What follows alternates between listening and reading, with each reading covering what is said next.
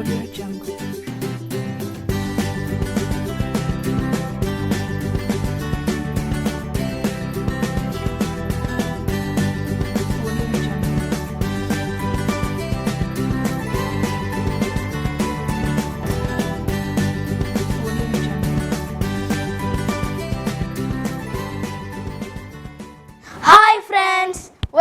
To plus programme. Friends எல்லாரும் எப்படி இருக்கீங்க? சூப்பராக இருக்கீங்களா? ஃப்ரெண்ட்ஸ் இன்னைக்குள்ள ப்ரோக்ராம் நம்ம ப்ரேயர் சாங் கூட ஸ்டார்ட் பண்ணிடலாமா?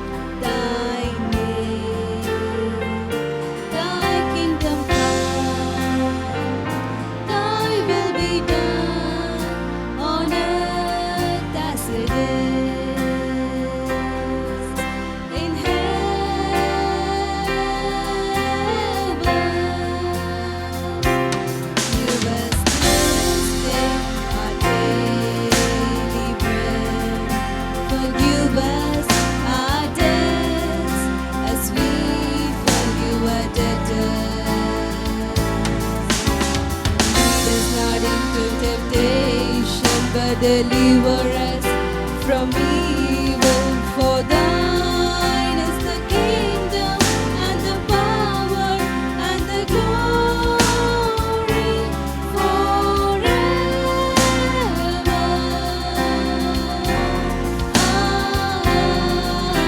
Amen. Forever and ever.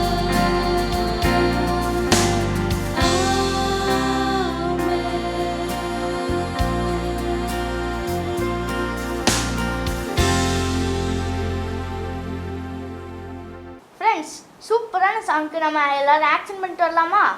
Over to action song. Clap your hands, shout for joy. God is here. Clap your hands, shout for joy. God is here. La la la la la la la la la la la.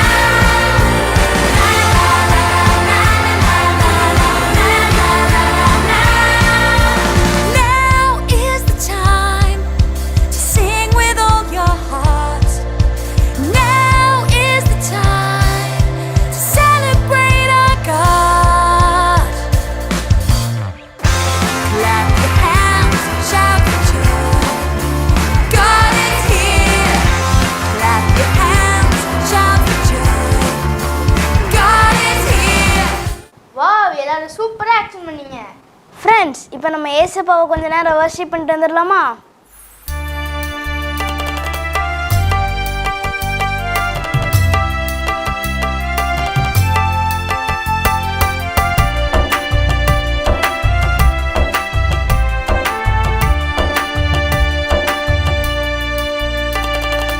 மனதுருகும் தெய்வமே இயேசையா, உம்மை மனதார துதிப்பேன், சோத்தரிப்பேன். மனதுருகும் தெய்வமே இயேசையா,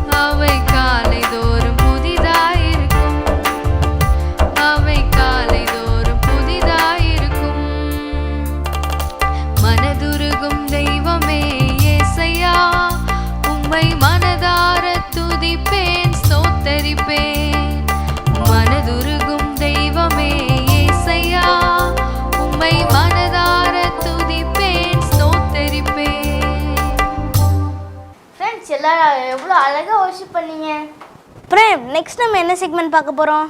நம்மளுக்கு சூப்பராக story சொல்றதுக்கு ஜெஃப்ரினா ரெடியாக இருக்காங்க. Over to story time. Praise Lord குட்டீஸ், மீண்டுமா இந்த பிளஸ் ப்ரோக்ராமில் அண்ணா உங்களை மீட் பண்ணுறதுல ரொம்பவே சந்தோஷப்படுறேன். ஸோ இந்த வாரம் பிளஸ் ப்ரோக்ராமில் என்ன பார்க்க போகிறோம்? வாரம் ஆண்டவருடைய ஒவ்வொரு நாமங்களை நம்ம தெரிஞ்சுக்கிட்டே வரோம். ஸோ அப்படி இந்த வாரம் நாம் ஆண்டவருடைய நாமத்தில் என்ன தெரிஞ்சுக்க போகிறோம்? யெகோவா ஷம்மா. யெகோவா ஷம்மானா என்ன? தெய்வன் என்னோடு இருக்கிறார், காட் இஸ் தேர் அப்படின்னு அர்த்தம். ஓகே, ஆண்டவர் இருக்கிறார், கூட தான் இருக்கிறார் அப்படின்றது தான் அதுக்கான அர்த்தம், யெகோவா ஷம்மா. ஸோ இனிமேல் ப்ரேயர் பண்ணுறப்போ யெகோவா ஷம்மா அப்படின்னு சொல்லி சர்ச்சில் சொன்னாங்கன்னா என்ன அர்த்தம்? ஆண்டவர் நம்மளோடு இருக்கிறாரு அப்படின்னு அர்த்தம். ஓகே, ஸோ யோசிச்சு பாருங்க, பைபிளில் இதுக்கு ரிலேட்டடான ஸ்டோரி என்ன? எல்லாத்துக்குமே மைண்டில் வர்ற ஸ்டோரி என்ன அப்படின்னா, ஆண்டவர் பரலோகத்தை விட்டு பூமிக்கு நம்மளுக்காக வந்தது. ஓகே, ஸோ அவர் நம்மளுக்காக ஏன் வந்தார்? நம்ம பாவத்தில் இருக்கிறோம் அப்படின்றதுக்காக. ஓகே, ஸோ நம்ம பாவத்தில் இருந்து நம்மளை மீட்கிறதுக்கும், அன்புனா என்னன்னு இந்த உலகத்துக்கு சொல்லி கொடுக்கறதுக்கும், எல்லாத்தையும் சமமாக எப்படி பார்க்கறது அப்படின்னு சொல்லி கொடுக்கறதுக்காகவும் ஆண்டவர் பூமிக்கு வந்தார் இல்லையா? ஸோ அவர் பூமிக்கு வரும்போது கூட அவருக்கு அவரை கொலை பண்ணணும் அப்படின்னு சொல்லி எண்ணத்தோட நிறையா ராஜாக்கள் எல்லாமே இருந்தாங்க இல்லையா? ஸோ அதையும் தாண்டி ஆண்டவர் வளர்ந்து இந்த பூமியில் அவர் ஒரு 30 வயசில் இந்த ஊழியத்துக்குள்ளே வந்தார். அதுக்கடுத்து 3 வருஷம் நம்மளுக்காக நம்ம மத்தியில் ஊழியம் பண்ணார். ஸோ அதுக்கப்புறம் சிலுவையில் மரிச்சார். ஓகே, அவர் ஏதாவது தப்பு பண்ணாரா? ஒரு தப்புமே பண்ணல. ஓகே, சிலுவையில் மறித்து 3ஆவது நாள் உயிரோடு கூட எழுந்து வந்தார். அவர் என்ன வானத்துக்கு ஏறி போனால் கூட ஆவியானவரை நம்மளோடையே தான் எப்பயுமே இருக்கிறாரு. ஓகே, ஸோ உங்களுடைய லைஃப்லேயும் சரி, ஏதோ ஒரு சுச்சுவேஷனில் ஐயோ பயமாக இருக்கு, ஐயோ முடியலையே அப்படின்ற மாதிரி உங்களுக்கு கஷ்டமாக இருக்குது அப்படின்னா ஒன்றுமே இல்லை. நீங்கள் நினைக்க வேண்டியது என்ன அப்படின்னா, யெகோவா ஷம்மா, இந்த நேரத்தில் யெகோவா ஷம்மா, தெய்வன் என்னோடு இருக்கிறார் அப்படின்றது தான் நீங்கள் நினைக்கணும். ஓகே குட்டீஸ், ஸோ இந்த வாரம் நீங்கள் கேட்ட இந்த ஒரு விஷயம் உங்களுக்கு ரொம்ப பிரயோஜனமா இருந்திருக்கும் அப்படின்னு நினைக்கிறேன். Thank you so much குட்டீஸ். God be with you all. என்ன ஃப்ரெண்ட்ஸ், ஸ்டோரி உங்களுக்கு ரொம்ப பிடிச்சிருந்துச்சா? ஃப்ரெண்ட்ஸ், எல்லாரும் மெமரிஸ் படிக்க ரெடியாக இருக்கீங்களா? உங்கள் பைபிள் ரெடியாக எடுத்துக்கோங்க. Price Lord. ஹாய் குட்டீஸ், எப்படி இருக்கீங்க? எல்லாம் நல்லா இருக்கிறீங்களா? வசனம் படிக்க தயாராகிட்டீங்களா? எல்லாரும் உங்கள் பைபிளை எடுத்துக்கோங்க. சங்கீதம் 23 4வது வசனம். சங்கீதம் 23 4. நான் மரண இருளின் பள்ளத்தாக்கில் நடந்தாலும் பொல்லாப்புக்கு பயப்படேன், தேவரீர் என்னோடு கூட இருக்கிறீர், உமது கோலும் உமது தடியும் என்னை தேற்றும். சேர்ந்து சொல்லலாமா? நான் மரண இருளின் பள்ளத்தாக்கில் நடந்தாலும் பொல்லாப்புக்கு பயப்படேன், தேவரீர் என்னோடு கூட இருக்கிறீர், உமது கோலும் உமது தடியும் என்னை தேற்றும். சங்கீதம் 23 4வது வசனம். வெரி குட், சீக்கிரம் சொல்லுங்க எங்களுக்கு. பிரேம், மெமரி வாஸ் ரொம்ப ஈஸியாக இருந்துச்சு அப்படி தானே? ஆமாம் அபி, உங்களுக்கும் ஈஸியாக இருந்துச்சு அப்படி தானே? சீக்கிரம் அந்த மெமரி வாஸை மெமரைஸ் பண்ணி வீடியோ எடுத்து ஸ்க்ரீனில் தெரிய நம்பருக்கு சென்ட் பண்ணி விட்டுருங்க. ஃப்ரெண்ட்ஸ், இப்போ நம்ம மிஷனரி ஸ்டோரி பார்க்க போகிறோம். எல்லோரும் ரெடியாக இருக்கீங்களா?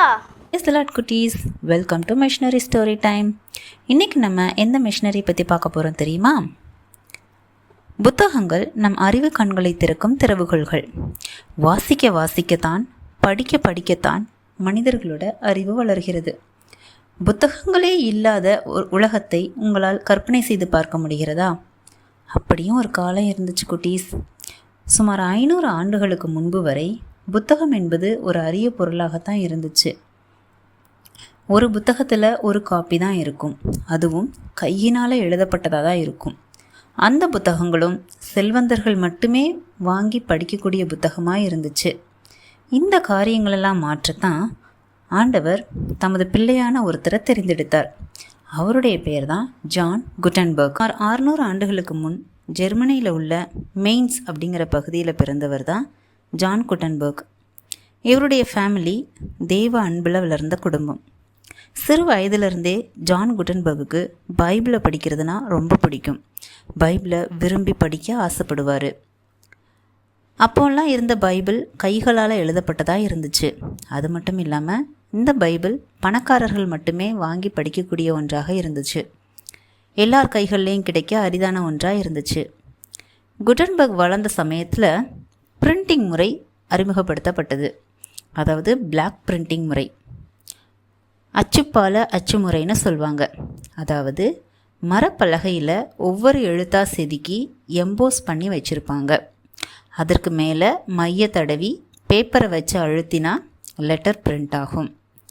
இந்த முறையில் ஒரே பக்கத்தை பல காப்பீஸ் எடுக்கலாம்.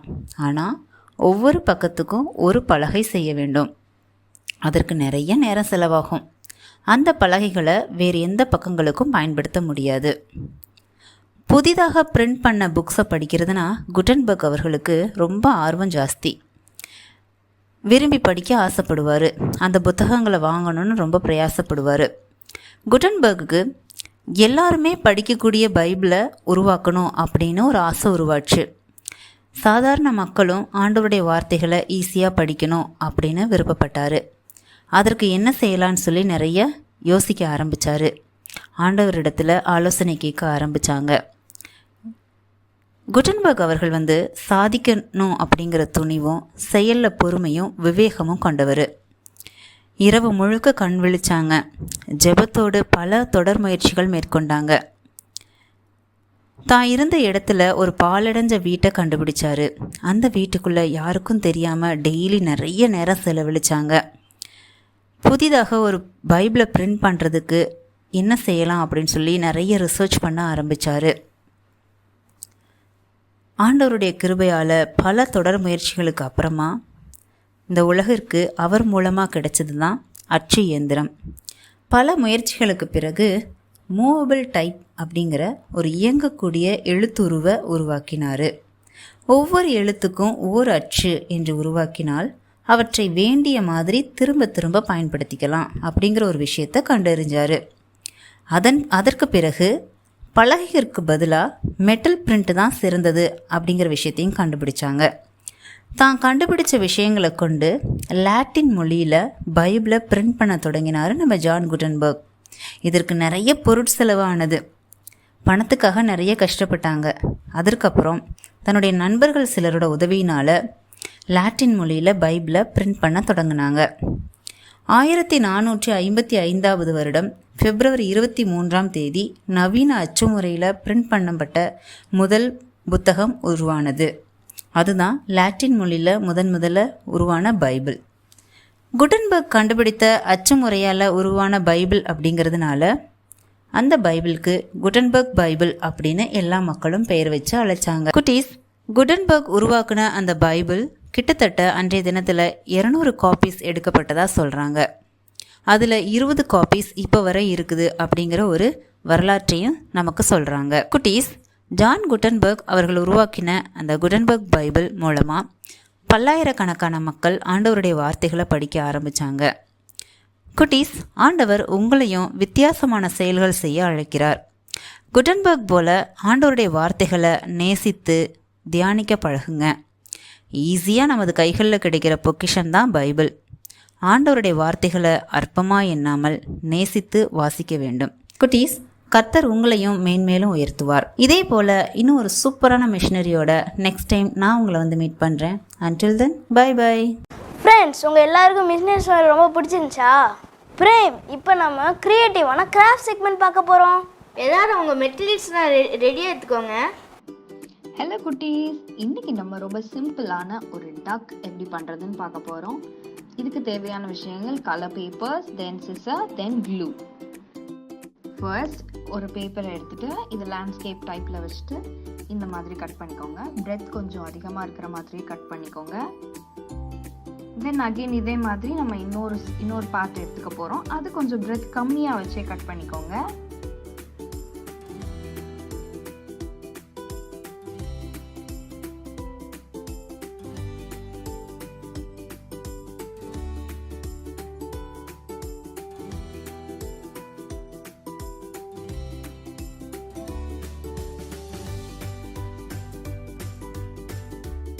தென் அந்த குட்டியாக எடுத்துருக்க பேப்பரில் நம்ம இந்த கொஞ்சம் பார்ட்டை நம்ம கட் பண்ணி எடுத்துட போகிறோம்.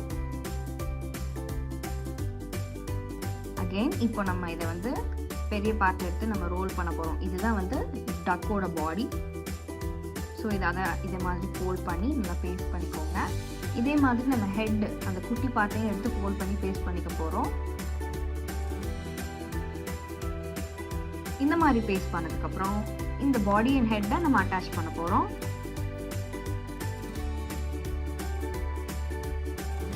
அட்டாச் பண்ணதுக்கப்புறம் இப்போ நமக்கு டக்குக்கு விங்ஸ் தேவை இருக்குல்ல. ஸோ அகெயின் நம்ம விங்ஸ் பண்ணி எடுத்துக்க போகிறோம்.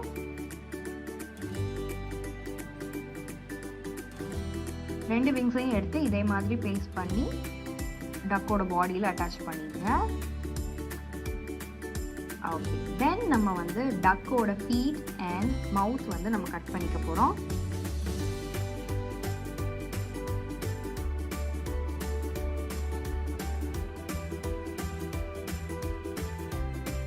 இது மாதிரி கட் பண்ணி எடுத்து வச்சுக்கோங்க.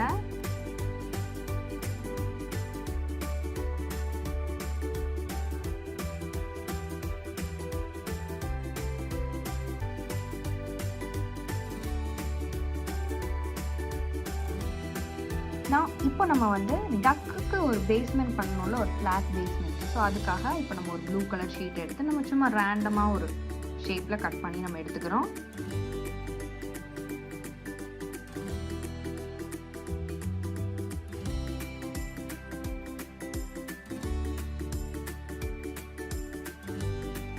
ஸோ இப்போ நம்ம கட் பண்ண எல்லா பீசஸையும் வந்து நம்ம பேஸ்ட் பண்ண போகிறோம். ஃபர்ஸ்ட் அந்த பாட்டம் வச்சுக்கோங்க. பாட்டமில் வந்து டக்கோட ஃபீட்டை வந்து பேஸ்ட் பண்ணிக்கோங்க.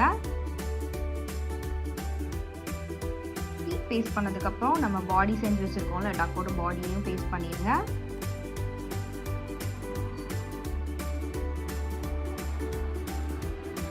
தென் டக்கோட மவுத்தை வந்து நம்ம இப்போ பேஸ்ட் பண்ணுறோம்.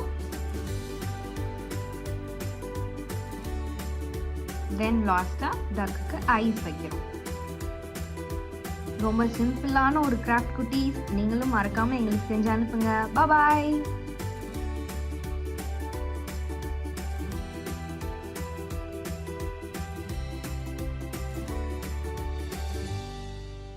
என்ன ஃப்ரெண்ட்ஸ், கிராஃப்ட் ரொம்ப ஈஸியாக இருந்துச்சா?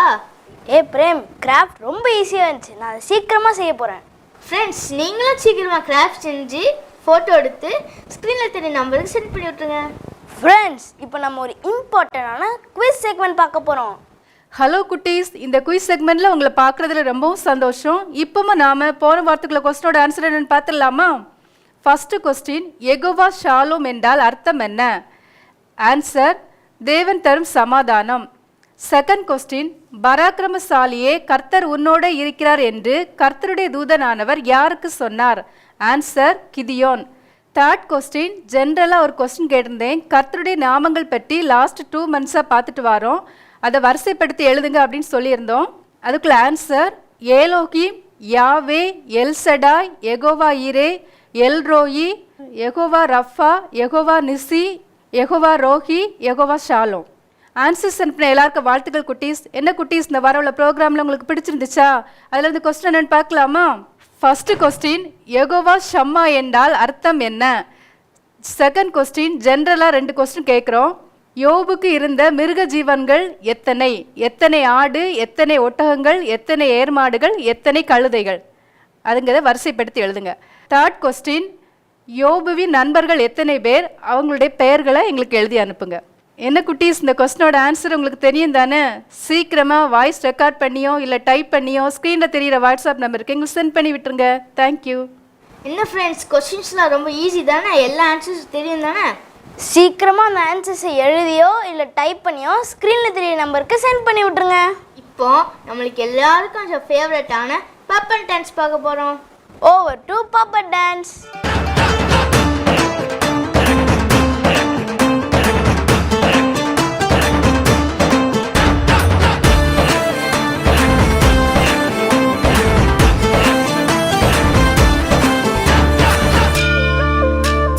சிருஷ்டிக்கும் எஜமானர் நீரே, உங்க வார்த்தைக்கு ஈடு இல்லையே.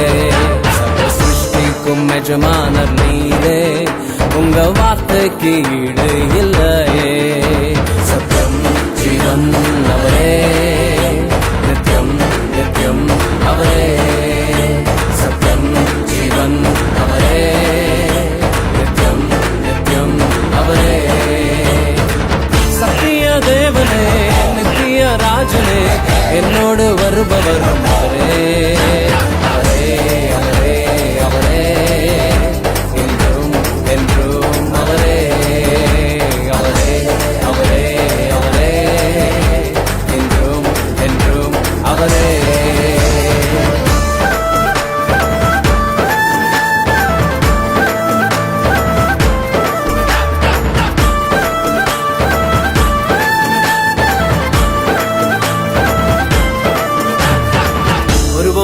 கைவிடாமல் என்னையும் காத்தாரே, ஒரு நாளும் விலகிடாமல் என்னையும் கண்டாரே. ஒருபோதும் கைவிடாமல் என்னையும் காத்தாரே, ஒரு நாளும் விலகிடாமல் என்னையும் கண்டாரே. எத்தனை நன்மைகள் செய்தார், எத்தனை இன்பங்கள் தந்தார், எத்தனை நன்மைகள் செய்தார், எத்தனை இன்பங்கள் தந்தார். தந்தாரே தந்தாரே தந்தாரே, சந்தோஷம் அள்ளியே தந்தாரே. தந்தாரே தந்தாரே தந்தாரே, சந்தோஷம் அள்ளியே தந்தாரே. ஃப்ரெண்ட்ஸ், இன்னைக்குள்ள எல்லா ப்ரோக்ராமும் சூப்பராக இருந்துச்சா? என்ஜாய் பண்ணீங்களா? பிரேம், நான் ரொம்ப என்ஜாய் பண்ணேன். ஃப்ரெண்ட்ஸ், இதே மாதிரி இன்னும் சூப்பரான ப்ரோக்ராம்ஸோட நாங்கள் வந்து நெக்ஸ்ட் வீக் உங்களை மீட் பண்ணுறோம். Until then, bye.